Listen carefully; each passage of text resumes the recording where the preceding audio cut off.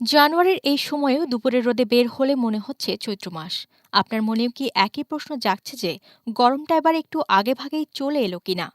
এটা কেবল আপনার একার ধারণা নয়, বরং ২০২৬ সাল নিয়ে আন্তর্জাতিক আবহাওয়াবিদদের পূর্বাভাস বেশ উদ্বেগজনক। তারা বলছেন এবছর হতে যাচ্ছে ইতিহাসের অন্যতম উষ্ণতম বছর।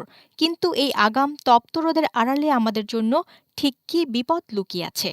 গবেষণা বলছে ২০২৬ সালে বৈশ্বিক তাপমাত্রা প্রাক শিল্পায়ন যুগের চেয়ে ১.৫ ডিগ্রি সেলসিয়াস বেশি থাকতে পারে। বাংলাদেশে এর প্রভাব হবে দ্বিমুখী।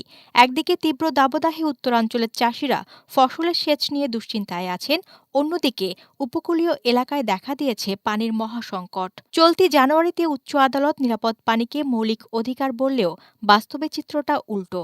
বাগেরহাট ও সাতক্ষীরার নদীগুলোতে লবণের মাত্রা এখন সহনীয় সীমার দ্বিগুণ। প্রতি লিটার পানিতে লবণাক্ততা ২,০০০ মিলিগ্রাম ছাড়িয়ে গেছে। এর ফলে উপকূলের মানুষ এখন পানের যোগ্য পানির জন্য মাইলের পর মাইল হাঁটছে। বিশেষজ্ঞরা সতর্ক করেছেন যে এই অস্বাভাবিক গরমের ফলে বছরের মাঝামাঝি সময়ে বড় ধরনের ঘূর্ণিঝড় বা আকস্মিক বন্যার ঝুঁকি অনেক বেড়ে যাবে। প্রকৃতির এই রুদ্রমূর্তি কেবল একটি সংখ্যা নয়, এটি আমাদের বেঁচে থাকার লড়াই।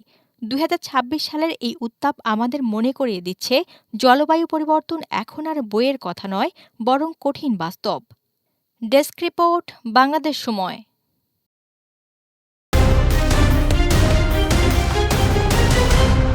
বাংলাদেশ সময়, সবার আগে দেশ।